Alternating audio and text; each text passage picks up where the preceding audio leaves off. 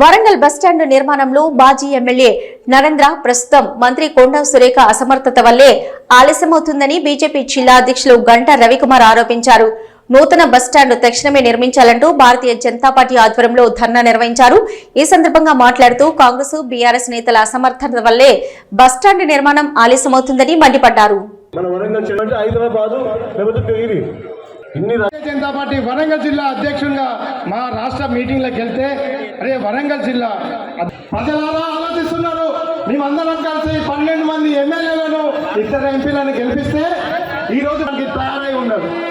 ఈ రవాణా వ్యవస్థ ప్రజాలేని ఈ చేతకాని రేవంత్ రెడ్డి ప్రభుత్వం వెంటనే రాజీనామా చేయాలి.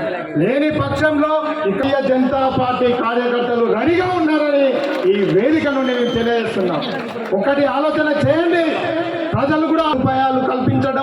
బస్టాండ్ వరంగల్ బస్టాండ్ అనేది వరంగల్కు అంటే తెలంగాణ ప్రాంతానికి తలమానిక లాంటి వరంగల్ జిల్లాలో ఉండబడే నాయకత్వం ఏదైతుందో నాయకత్వం నిర్లక్ష్యం కారణంగా ఇలా వరంగల్ జిల్లాకు అధికార యంత్రాంగం ఎక్కడున్నది అంటే హనంకొండ ప్రాంతంలో ఉంటుంది, హనంకొండ జిల్లాలో ఉంటుంది. కానీ నాయకత్వం మాత్రం ఇక్కడ పనిచేస్తుంది. ఏం పని చేస్తుంది అంటే కబ్జాకోరు పనులు తప్ప మిగతా పనులు చేసే పరిస్థితి లేదు.